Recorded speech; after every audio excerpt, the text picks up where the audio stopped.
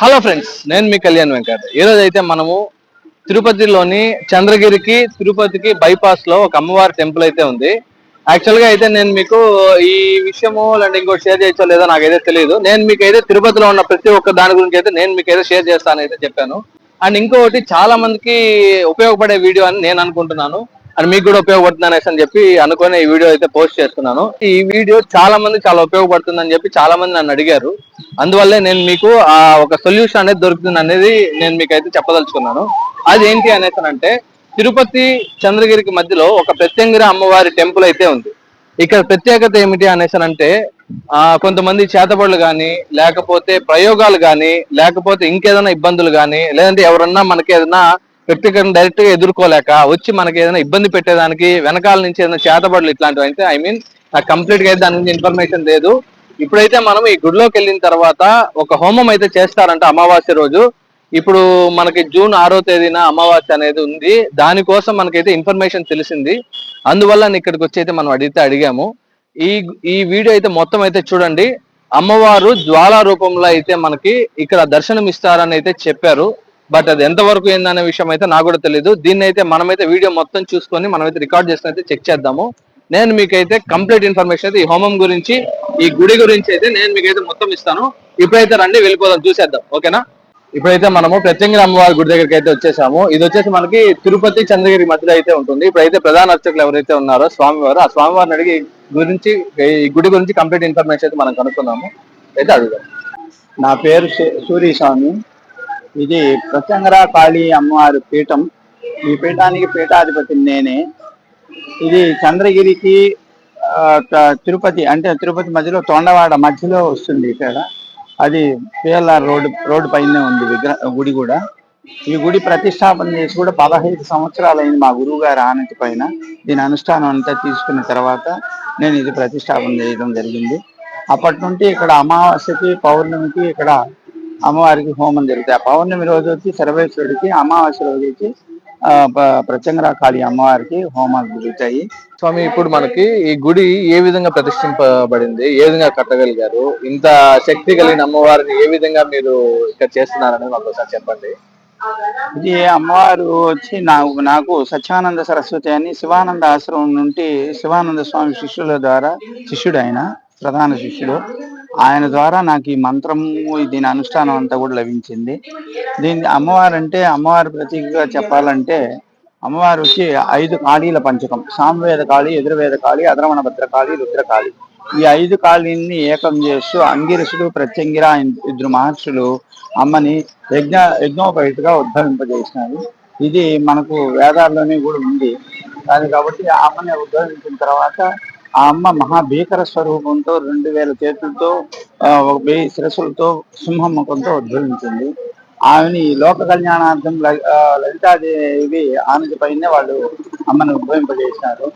ఆ స్థితిని రాబోయే కాలాల్లో జనాలు జీర్ణించుకోలేరనే దీని నేపథ్యంలో అమ్మని కొంచెం నిశ్శబ్దం చేసినారు.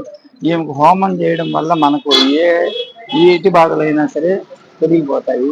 ఇది మనకు ఇతిహాసాల్లో కూడా, మన పురాణాల్లో కూడా చెప్పబడింది. ఎందుకంటే ముఖ్యంగా రామాయణంలో రావణాసురుడికి కులదైవం వచ్చి నికుమన ప్రత్యంగిర కాళి. ఆ అమ్మవారిని మేఘనాథుడు, ఆయన పుత్రుడు మేఘనాథుడు, ఆయన చాలా వరకు అవకాశం చేస్తున్నాడు. ఆమెకు రోజు ఆమెకు ఆహ్వానం చేసిన తర్వాత, అంటే యజ్ఞం చేసిన తర్వాత మళ్ళీ ఏ కార్యక్రమానికైనా ఆయన పోయినా అంటే ఆ కార్యక్రమం విజయవంతం అవుతుంది. అంటే శక్తుల్లో 2 రకాలు వస్తాయండి. ఒకటి వచ్చి మాంద్ర శక్తి, ఇంకోటి వచ్చి రాజశక్తి. ఈమెను 2 విధాలుగాను మనం ఆ మంత్రంలో తీసుకోవచ్చు. అంటే రాజశక్తిగా మంత్రం తీసుకొని రాజశక్తిగా చేసుకుంటే దానికి బలులు అవన్నీ ఇవ్వాలి.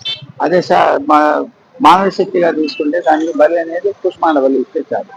అమ్మవారికి సాత్వికంగా తీసుకున్నప్పుడు మనం పుష్పాండ బలి ఇచ్చి చేసుకుంటే, ఆ హోమం చేసినారంటే దాని నుండి మనం ఏ కార్యక్రమం అనుకుంటామో, మనకి ఏదైనా ఇబ్బందులు ఉన్నా కానీ, ఇంట్లో కానీ బయట కానీ, ఏదైనా శత్రు బాధలు కానీ, లేదంటే చేతబడులు కానీ, ఇట్లాంటివి ఏదైనా కానీ చేసినా కూడా ఆ హోమంలో దగ్ధమైపోతుంది. కాబట్టి మనం లఘువుగా కొన్ని కార్యక్రమాలు కూడా అమ్మవారికి అభిషేకం కానీ, ఇట్లా అమ్మవారికి వచ్చి పసుపు కొమ్ములతో మాల తయారు చేసి అమ్మ ప్రదర్శనం చేసి వేయడం వల్ల కళ్యాణాలు జరుగుతాయి. ఇట్లా చిన్న చిన్నవన్నీ కూడా కొన్ని జరుగుతాయి. మనం విశేషంగా మన పెద్ద విపత్తులు వచ్చినప్పుడు మాత్రం ఖచ్చితంగా హోమం చేసుకొని అమ్మ అనుగ్రహం పొందినారంటే ఇంక హోమంలో వచ్చి 2 మిరపకాయలు ముఖ్యంగా తీసుకుంటారు. ఎందుకంటే ఇంక బలి అంటే ఏనుగులు బలియాలి. అంత పెద్ద జీవాన్ని మనం జనాలు ఇచ్చే ఇది పరిస్థితి లేదు కాబట్టి దానికి ఆ మహర్షులు ఏం చేసినారంటే దీనికి కఠినమైనటివి అంటే మిరియాలు, అల్లము ఇట్లాంటివన్నీ కఠినంగా ఉంటాయి కాబట్టి దావిడితో ఆమెకు హోమం చేస్తారు. దాంతో కూడా ముఖ్యంగా 2 మిరపకాయలు తీసుకొని 2 మిరపకాయలతో హోమం చేసినారంటే 2 మిరపకాయలు, నెయ్యి ఈ 2 కలిపి చేయడం వల్ల మనకు ఉండే కఠినత్వం, మన శరీరంలో ఉండే ఏదైనా కఠినత్వం ఉన్నా కూడా దాంతో రూపు మారిపోయి మనకి నిత్య జీవితాన్ని సాఫీగా గడిచేదానికి అమ్మ యాక్చువల్ గా మనకి అమ్మవారు చాలా సత్యమైన నామ అనేసి నేను చెప్పారు కదా. ఇప్పుడు మనకి అమ్మవారిని అందరూ ఇక్కడ ఒక చోట చూడగలుగుతారు, ఒక చోట చూడలేరు. కానీ ఇక్కడ మనం అమ్మవారిని ఏ విధంగా మనం హోమం చేసేటప్పుడు కానీ ఇంకేదైనా మనకి ఏ ప్రతిరూపంలో మనకు కనబడతారు అనేది మనకు ఒకసారి చెప్పండి. మనం అమ్మవారిని హోమంలోనే మనం ప్రత్యక్షంగా చూడొచ్చు, కానీ చూసేదానికి ఈ కర్మశిక్షలు పనికిరావు. కానీ మనకు జ్వాల రూపంలో అమ్మ, మనం ఆక్రమంగా అమ్మని మనం ఆలాపన చేస్తే అయితే అంటే హోమం చేసేటప్పుడు మనం మంత్రయుక్తంగా మనం అమ్మని స్వాహాకారాలతో మనం పిలుస్తాం కదా, పిలిచినప్పుడు ఆమె జ్వాల రూపంతో మనకు ప్రత్యక్షం అవుతుంది. అది మనకు ఈ మామూలుగా ఈ చర్మశిక్షలకి ఆమె దోహదాన్ని నీదు, మనకు ఆ జ్వాల రూపంలో వచ్చినప్పుడు మాత్రమే ఆమె చూడగలుగుతాం. అప్పుడు చూసి మనం అది కూడా మనం చాలా ఆక్రమంగా అమ్మ పైన పూర్తి దీక్ష పెట్టి కానీ చేస్తే ఖచ్చితంగా దర్శనం ఇస్తుంది. మనం అనుకున్న కోరికలు కూడా తీరుస్తుంది. అన్ని వేల మిరకాయలు మీరు ఆ హోమంలో వేస్తారు కదా, ఆ ఘాటుకి మామూలుగా ఇంట్లో ఒక మిరకాయ వేసినా కూడా మనం ఘాటు కొట్టలేము. అదే అమ్మవారి యొక్క గొప్పతనం. ఎందుకంటే లలితాదేవి వచ్చి సౌమ్య స్వరూపం, ప్రత్యంగరాదేవి వచ్చి రౌద్ర స్వరూపం. లలితాదేవికి పరోక్షంగా ఉండేదే ఈయన. ఎందుకంటే లలితాదేవి సౌమ్యంగా ఉంటుంది కాబట్టి ఆమె అందరినీ పైన ఆమె ఒక చూపు ఎవరికి సౌమ్యంగా కనబడుతుంది. అదే ఎవరు మన మీద ఇబ్బందులు కల్పించేటప్పుడు మనం పోయి అమ్మ నాకు ఇబ్బంది కలిగింది నన్ను ఎట్లంటే ఆ రూపాన్ని తీసుకుని ఆమె వచ్చి మనకు ఏదైనా మనకు కార్యక్రమాలు చేస్తున్నారు. అది రౌద్ర స్వరూపం రూపంలో మార్పులు వస్తాయి. ఆ మార్పుల్లోనే మనకు అన్ని కూడా ఇప్పుడు మనకి యాక్చువల్గా మనం చాలా చోట్ల వింటూ ఉంటాము ఈ చేతబడులు కానీ, లేకపోతే దాటుడు దోషాలు కానీ, లేకపోతే ఇంకొకటి ఎవరో ఏదో చేశారనో, లేదంటే కాళ్ళు చేతులు పడిపోవడము, లేదంటే మానసికంగా ఇబ్బంది పెట్టాలనో, లేదంటే ఇంకోటి చాలా బొమ్మలు తీసుకొని వచ్చి గుచ్చడము, వెంట్రుకలు, లేకపోతే క్లాత్, ఇవన్నీ చూసుకొని చాలా మంది ఇబ్బంది పెట్టాలని చెప్పి అది సేకరించండి చాలా మంది భయపడుతుంటారు.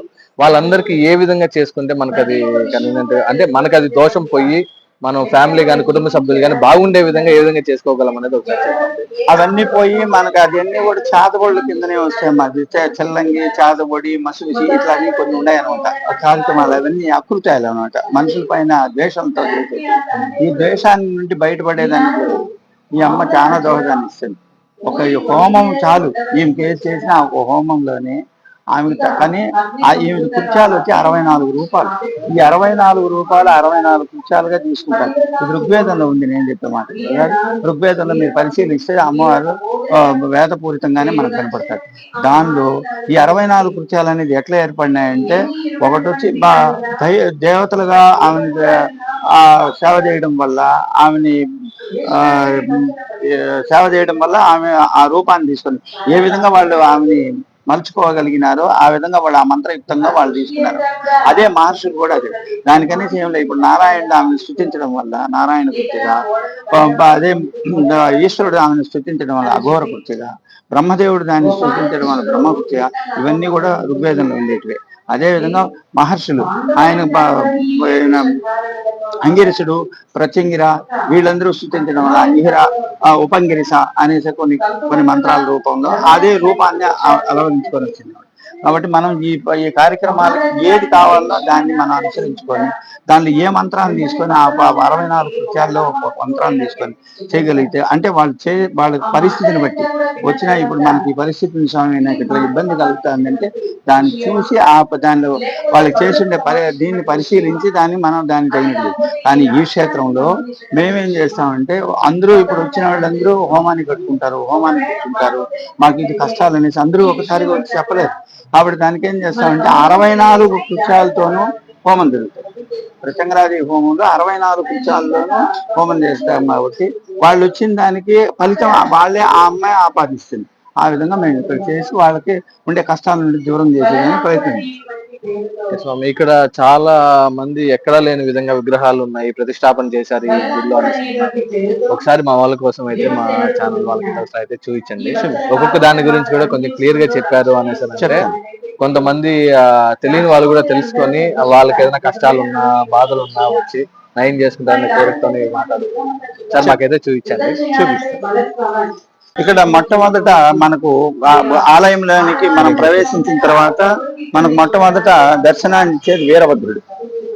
ఆయన ఈశ్వరుడిలో రౌద్ర రూపం వీరభద్రుడు అని. ఈయనే ఈశ్వరుడు. కానీ మనకు దక్షయజ్ఞంలో దక్షిణ్ణి అమ్మవారు దగ్ధం అయినప్పుడు దక్షిణ్ణి శిక్షించేదానికే ఈయన ఆవిర్భావం జరుగుతాయి. కానీ ఈయన సేవ చేయడం వల్ల ఈయనకి వచ్చి మనం సేవ చేస్తే మనకి ఏదైనా రౌద్ర స్థితిలో ఉన్నా కానీ ఏదైనా పీడలు ఉన్నా కూడా ఖచ్చితంగా దాని నుండి నిర్మూలన అవుతాయి. ఈశ్వరుడే ఆ రూపాన్ని తీసుకుంటే మనకి ఏదైనా కోపం అంటే రాక్షసత్వం మనలో శరీరంలో ఉన్నా కూడా ఆయన తీసేయగలిగిన శక్తివంతుడు. అదేవిధంగా ఇక్కడ దశమహావిద్యులని 10 మంది విద్యలు ఉన్నాయి. 10 విద్యలు ఉన్నాయి. 10 దశమహావిద్యలు. ఈ 10 మందిలో ఈమె ప్రధానమైనవి. ఈమె పేరు దక్షిణకాళి. ఎందుకంటే 10 విద్యలు వచ్చి మన శ్రీచక్రంలో 7వ ఆవరణంలో వీళ్ళు నిక్షిప్తమై ఉంటారు. అమ్మవారి ఆనతి పైన మనకి ఏ ఇబ్బందులు ఉన్నా కూడా వీళ్ళే మనకు బయట వచ్చి మనకన్ని ఏదైనా కార్యక్రమాన్ని చేసి మనల్ని ప్రక్షాళన చేయగలిగిన శక్తివంతులు వీళ్ళు. మనకి వీళ్ళకి కూడా సపరేట్ గా మనం హోమం. దశమహావిద్యలు అంటే మనకి మనం చేయడం వల్ల మన కాలంలో ఏదైనా ఒడిదుడుకులు ఉన్నా కానీ మనకేదో ఎట్లాంటి దోషం ఉన్నా సరే అమ్మ తీసేస్తారు. అది ఇంకా దక్షిణకాళి యొక్క ఇబ్బంది. కాలాల్లో మనకు అంటే మనకు నవగ్రహ స్థితి కానీ మన కాలంలో జాతకంలో ఇబ్బందులు కానీ లేదా బయట ఇబ్బందులు కానీ లోపల ఇబ్బందులు కానీ ఏది ఉన్నా కూడా మనకు ఋగ్వేదాలు ఉన్నా కూడా తీసివేస్తారు. ఆమెకు హోమం చేయడం వల్ల మనం దాని నుండి బయటపడతాం. స్వామి, ఇక్కడ మనకి కింద పరమేశ్వరుడు కింద ఆమె కాళ్ళ కింద ఉన్నారు. దాన్ని ఏ విధంగా మనం మామూలుగా పరమేశ్వరుడు అంటే చాలా గొప్ప ముల్లోకాలను పాలించే ఆయన ఈశ్వరుడు అంటే అది ఎట్లా అంటే ఆమె పండాసురుణ్ణి వధించేటప్పుడు వాళ్ళల్లో రక్త బీజుడు అట్లా కొన్ని రాక్షసులందరినీ ఉద్భవిస్తుంది. ఆ రక్త బీజుడిని వాళ్ళని సంహరించినప్పుడు ఆమె కాలిగోటి నుండి నకసిక పరంజం కొన్ని దేవతలు కూడా ఉద్భవింపబడ్డాయి. ఆ దేవతలతో కూడా ఈమె వాళ్ళతో కూడా యుద్ధం చేసిన తర్వాత ఆ ఆక్రోశం అంటే ఆమెలో కూడా కోపం పెరిగిపోతుంది. ఆ కోపంలో నర్తన చేసినప్పుడు ఆమె ఎప్పుడు నర్తన చేసేటప్పుడు భువన భాండాగారాన్ని తల్లడిల్లిపోతాయి. అప్పుడు ఈశ్వరుడు ఏం చేస్తాడంటే ఇది ఇట్లా కాదు, ఆ రాక్షసుడు తప్పించుకొని పోయేదానికి ప్రయత్నం చేస్తాడు. అప్పుడు ఏం చేస్తాడంటే వాణ్ణి తీసుకునేదానికి వాణ్ణి ప్రతీకగా చూపించేదాని కోసమే అమ్మ ఒక దగ్గర నిలబడుకుంటేనే తప్ప వాడిని చేయలేదు. కాబట్టి అప్పుడు ఆ ఉద్దేశంతో ఏం చేస్తాడంటే ఈశ్వరుడు ఏం చేస్తాడంటే ఆ పాదాల కింద పడుకుంటాడు. ఎప్పుడైతే ఆయన పదంలో ఆయన మీదకి అడుగు పెట్టే కొద్దికి ఇందులో ఉండి ఆ కోపం తగ్గిపోయి వాడిని సంహరించిన తర్వాత ఆ కోపాన్ని తగ్గించుకునేసి మళ్ళీ సౌమ్య స్థితికి వచ్చేదానికి ఈశ్వరుడు ఆ దోదానికి. అది ఎందుకంటే మనలో ఉండే మాయ అనే ప్రతిరూపాన్ని తీసేస్తాడండి. మాయ అనేది పోయిందంటే మన జీవితం నిత్య జీవితం సుఖవంతంగా ఉంటుంది. దానికి అర్థం. ఆ తర్వాత ఈమె పేరు వచ్చి ఉగ్రతార. ఈ తారామని నీలి సరస్వతి అని కూడా చెప్తారు. ఈ వాకుకి ఉపయోగపడుతుంది. మనకి ఏదైనా మన పైన ఏదైనా ప్రయోగాలు చేసినా కూడా తీసేస్తుంది. ఈమె శ్మశాన వాటికలో ఎక్కువ ఉంటుంది అనమాట. ప్రయోగాలంటే ఇట్లా మా చేతబుళ్ళు కానీ ఏ ప్రయోగం అయినా సరే మనం కొన్ని స్తంభన విద్యలు కొన్ని స్తంభించేటివి కొన్ని ఎన్నెన్నో ఉంటాయన్నమాట. వాటిలన్నింటి కూడా నివృత్తి చెందిస్తుంది. ఇవి కూడా సపరేట్ గా మనం హోమం చేసుకుంటే. ఇంకోటి ఏమంటే వ్యాపారస్తులకి వీళ్ళకి ఏమవుతుందంటే కొన్ని వాళ్ళకి జనాకర్షణలు ఇవన్నీ ఉండవు. ఆ మనిషికి కూడా మనకి ఒక ఆకర్షణ అనేది ఉండాలి. ఆ ఆకర్షణ ఏర్పరిచేదానికి నీలి సరస్వతి అంటే వాక్శుద్ధిని ప్రసాదించింది అనమాట. సరస్వతి ఏ విధంగానో ఈమె కూడా ఆ విధంగా మనం దోటాన్ని. తర్వాత ఈమె వచ్చి షోడశి. మనం ఆరాధన చేయడం వల్ల మనకి ఏ కష్టాన్నైనా కూడా తీసేస్తుంది. ఈమె లలితాదేవి పరోక్షం అని చెప్పచ్చు. లలితాదేవి అని చెప్తారు. కాబట్టి ఈ షోడశి అమ్మవారంటే ఈ మంత్రం కూడా 16 అక్షరాలతో ఉంది. షోడశి అంటే 16 బీజాక్షరాలతో కూడుకునేదే షోడశి. కాబట్టి మనం చేయబడి ఏ కష్టాన్నైనా తీర్చేస్తుంది అనమాట. ఎంత కష్టమైనా మన నెత్తిన పడిపోతాను బండి అంటే కూడా అది కూడా తీసి పక్కన పెట్టేస్తుంది అనమాట. అంత స్థితిని కలిగింది. ఈమె వచ్చి భువనేశ్వరి. ఈ భువనేశ్వరి అమ్మవారు వచ్చి మనకు ఈ రాజరికంలో కానీ రాజరికంలో మనకు ఏదైనా ఒడిదుడుకులు ఉన్నా కానీ ఎట్లా మనం బయట కానీ ఏదైనా మనం కొన్ని పెద్దరికాలను మనం పాటించేటప్పుడు కానీ మనకు ఏదైనా ఒడిదుడుకులు వచ్చినా మనకు కష్టాలు ఏదైనా వచ్చినా కూడా ఏ కష్టాన్నైనా తీసేస్తారు. ఈమె పేరు భువనేశ్వరి. ఇవన్నీ దశమహావిద్యల్లో ఒక్కొక్కరు అనమాట. ఈమె త్రిపుర భైరవి, బాలా త్రిపుర సుందరి అంటారు కదా, బాల స్వరూపమే ఈమె. ఈమెకు మనం చేయడం వల్ల వ్యాపారంలో కానీ వ్యాపార సమస్యలు ఉన్నా కూడా మన దాని నుండి బయటపడతాం. మనం ఇంకోటి ఏమంటే ఏదైనా వివాదాలు మధ్యలో వివాదాలు మనిషి మనిషికి వివాదాలు వస్తాయి కదా, ఆ వివాదాల నుండి కూడా బయట తీసేస్తాం. ఈయన పేరు శరభేశ్వరుడు, ఈశ్వరుల్లో ఒక రూపం అన్నమాట ఇది. అంటే ఈశ్వరుడు ఒక అవతారం. ఎందుకంటే హిరణ్యకశిపుణ్ణి సంహరించినప్పుడు నరసింహస్వామికి ఉగ్రస్థితిని ఏర్పడుతుంది. ఆ ఉగ్రస్థితిని అంటే ఎందుకంటే ఆయన సంహరించినప్పుడు ఆయన శరీరం నుండి పడిన ప్రతి రక్తం బిందు నుండి కొన్ని వేల మంది రాక్షసులు ఉద్భవిస్తారు. ఆ రాక్షసులందరినీ మళ్ళీ సంహరించాలని మళ్ళీ ఇంకో అవతారం తీసుకోవాలనే నేపథ్యంలో స్వామి ఏం చేస్తాడంటే పడిన ఆ రాక్షస రక్తాన్ని అంతా తనే ఆస్వాదించాడు. ఈ ఆస్వాదించడం వల్ల ఆయనలో దైవత్వంతో కూడుకున్న రాక్షసత్వం పెరిగిపోతుంది. ఈ రాక్షసత్వాన్ని అంటే మనం మామూలుగా వింటా ఉంటాం వ్యవహారికంగా ఉగ్ర నరసింహస్వామి అంటారు కదా, అదే విధంగా ఉగ్రస్థితికి వెళ్తాడు. ఆ ఉగ్రస్థితికి 14 భూన భాండాగారాలు తట్టుకోలేకుండా ఇబ్బంది పడతా ఉంటాయి. అందరూ ఆ ప్రజలు అందరూ కలిసి దేవతలు అందరూ కలిసి ఈశ్వరుని ధ్యానించడం వల్ల ఈశ్వరుడు ఆ రూపాన్ని అమ్మవారి ఆనతి పైన తీసుకొని ఆయన ఒక రూపాన్ని ఏర్పరచుకుంటాడని, ఆ రూపమే ఇది శరభేశ్వరుడు. ఆయన ఎట్లంటే శరభం అంటే గరుడ పక్షి, మన పక్షి రూపంతో కలిగిన సింహం ముఖంతో ఉంటాడు ఈయన. ఆయనకి 2 రెక్కలు ఉంటాయి. ఒక రెక్కలో వచ్చి ప్రత్యంగరాదేవి నిక్షిప్తం ఉంటుంది, మళ్ళీ ఇంకో రెక్కలో వచ్చి సూర్యుని దుర్గ నిక్షిప్తం ఉంటుంది, ఆత్మలో వచ్చి సరస్వతి ఉంటుంది, చేతిలో వచ్చి నరసింహ ఉంటుంది.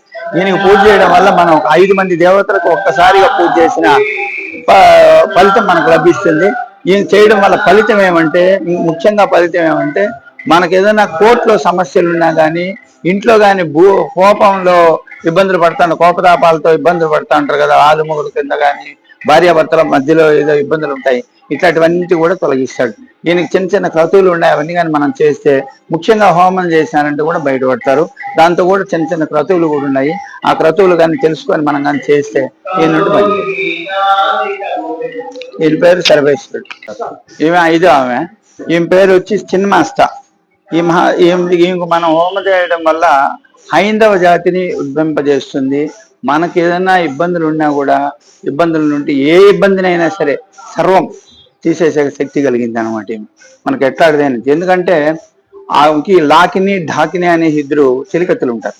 ఆ చెలికత్తెలు ఏం చేస్తారంటే వాళ్ళు విహరిస్తూ ఉండేటప్పుడు ఆకలి అనే పదాన్ని వాళ్ళు వాడినప్పుడు ఆమె ఏం చేస్తుందంటే అప్పుడు తీర్చేదానికి తన శిరస్సునే ఖండించి ఆ శిరస్సు నుండి ఆమె శరీరం నుండి వచ్చిన రక్తంతో వాళ్ళని ఆకలి తీరుస్తుంది. దాంతో కూడా ఆమె ఆ రక్తాన్ని పీల్చుకుంటుంది అనమాట. ఎందుకంటే తనలో ఉండాలి, తను పంచిన వాళ్ళకి ఉండాలి. అంటే దాని అర్థం ఏమంటే మనం ఆమెకి ఆస్వాదించడం వల్ల మనకు ఉండే బాధల నుండి కూడా తీసేసి మన జీవితాన్ని సుఖవంతం చేస్తుంది. మళ్ళీ ఈమె వచ్చి ధూమావతి దేవి. ఈమె వచ్చి మన దశమహావిద్యల్లో వచ్చి 6వ ఆమె.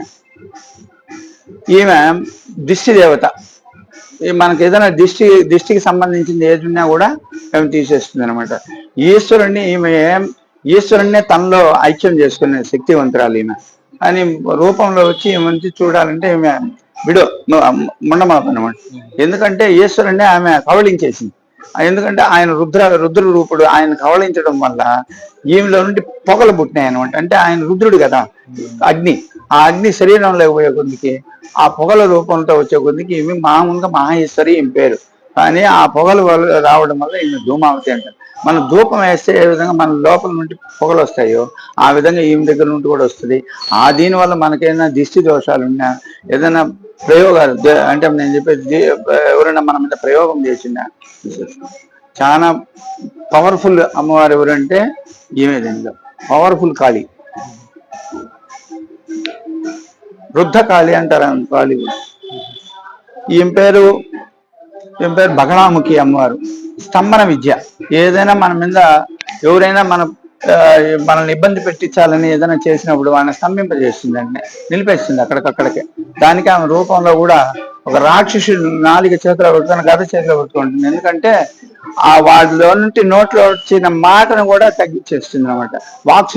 వాక్కుని అట్లా అణిచేస్తుంది. మన మీద ఏదైనా దుష్టంగా మాట్లాడేవాళ్ళు, ఏదైనా మనం చూస్తానే ఏదో వాడిని ఇబ్బంది పెట్టించాలని వచ్చేవాళ్ళు ఎవరైనా సరే దాని నుంచి అణిగిపోతారు. ఆమె పేరు బగళాము.